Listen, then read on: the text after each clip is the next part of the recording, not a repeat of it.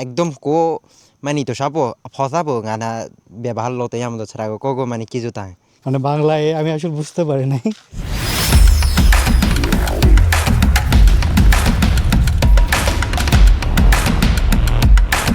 বইছং ত্রিপুরা পাড়া বইছং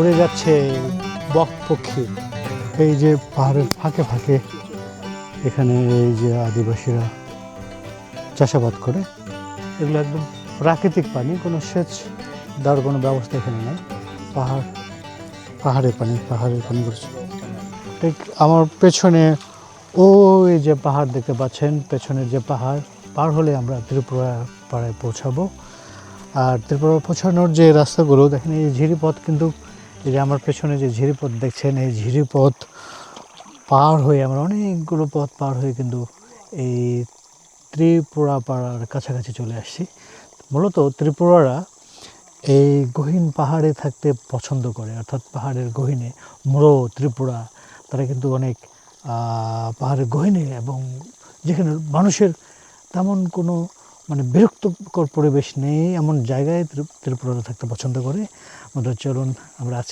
আজকে দেখাবো আপনাদেরকে এই লামার এই ত্রিপুরা পাড়া সাথে থাকুন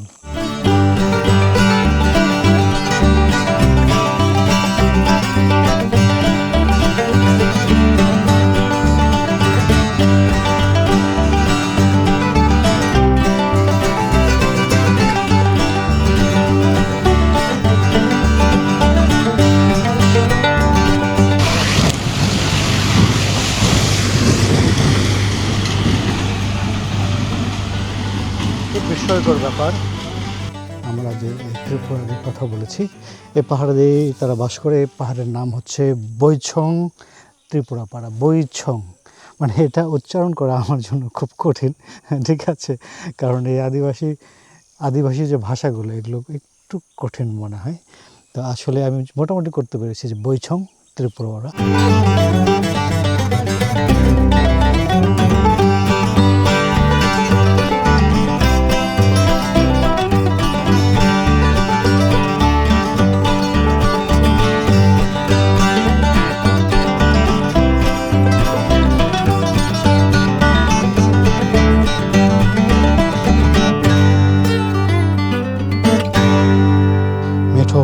রাস্তা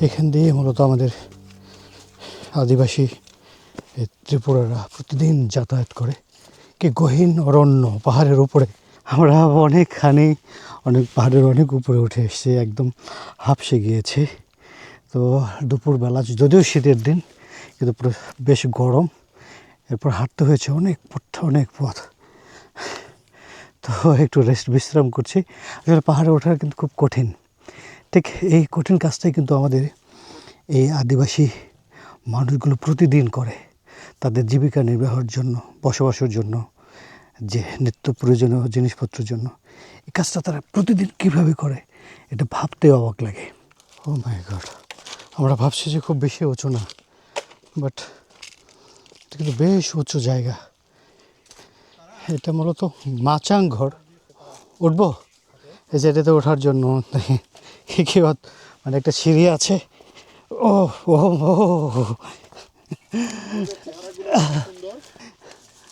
চিন্তা করেন যে এই ঘরে একটা রাত্রি যাপন করা কতটা মনোমুগ্ধকর আনন্দদায়ক হতে পারে দুষ্ট ছেলের দল গাছে উঠেছে ঠিক এমন একটা শৈশব আমারও ছিল আমি যখন নানি বাড়িতে থাকতাম এভাবেই মানে গাছে উঠে যেতাম দুর্দান্ত শৈশব এই পাহাড়ের বাচ্চাগুলোর বন্ধুরা এভাবে মানে গাছ থেকে কবে বড়ই পেরে খেয়েছিলাম আমার মনে নেই ঠিক আছে অনেক দিন পরে এই ত্রিপুরা পাড়ায় এসে যদি খাচ্ছি কারো অনুমতি ছাড়াই খাচ্ছি, আসলে এটা ব্যাপার না যে টক বড়ইগুলো টক হলেও কিন্তু এটা বেশ মিষ্টি। অনেক বছর পরে কিন্তু এভাবে বড়ই গাছ থেকে ফিরে খেলাম।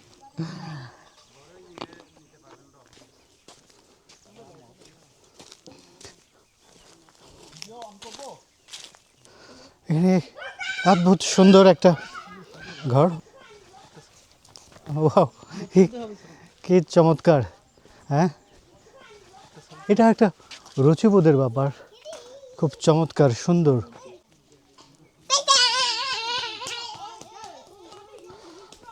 পানি নিয়ে এসে সেই থ্রোনে করে বন্ধুরা, ঠিক আমার মাথায় যেটা দেখতে পাচ্ছেন এটা নাম হলো থ্রোন। আদিবাসী মানে ভাষায় যেটা বলে থ্রোন। মূলত এই থ্রোন দিয়েই তারা তাদের দৈনন্দিন জীবনের যে নিত্য প্রয়োজনীয় জিনিসপত্র সেটা কিন্তু মানে বা বিক্রির জন্য যেগুলো তারা মানে বাজারে যায়, কিন্তু এই থ্রোন ভরে ভরে নিয়েই এই পাহাড় বেয়ে বেয়ে তারা নিচে নামে। এর মধ্যে যে মালামাল ভরে পাহাড়ে উঠতে হয়, এটা কিন্তু খুবই কঠিন কাজ এবং পরিশ্রমের কাজ, এবং এটাই আমাদের এই আদিবাসী যারা আছেন তারা প্রতিদিন করে থাকেন।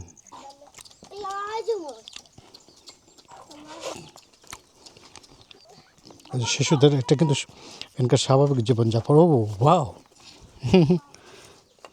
এই যে কত সুন্দর শৈশব তাদের। আমি ওদের থেকে শুনলাম যে এখান থেকে কমপক্ষে 7-8 কিলোমিটার দূরে গিয়ে তাদের কিন্তু পড়াশোনা করতে হয়। তো এখানকার প্রাইমারি স্কুলগুলো অনেক দূরে, 8 থেকে 10 কিলোমিটার, এবং হাই স্কুলে যে গেলে তাদের কমপক্ষে 20 কিলোমিটার পাড়ি দিয়ে তাদের হাই স্কুলে যেতে হয়। তো সুতরাং তাদের যে পড়াশোনার ব্যাপারটা এত ডিফিকাল্ট, আমার খুব মানে কি বলবো, আমার খুব কষ্ট লেগেছে যে তারা এত কষ্ট করে পড়াশোনা করে।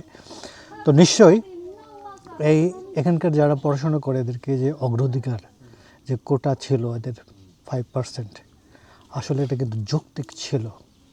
তাদের এই কোটার দরকার, এটা অনেক কষ্ট করে বাচ্চাগুলো অনেক কষ্ট করে কিন্তু তারা এই দূর দূরান্ত গিয়ে পাহাড় পেরিয়ে ঝিরি পেরিয়ে মানে মানে দুরন্ত লড়াই করে তারা কিন্তু তাদের মানে পড়াশোনাটা করে, এবং তারা প্রতিদিনই তাদের এই যে বাড়ির কাজগুলো তাদের করতে হয়, কারণ এখানে জীবিকা নির্বাহের জন্য কারো মানে বসে থাকার কোনো উপায় নেই।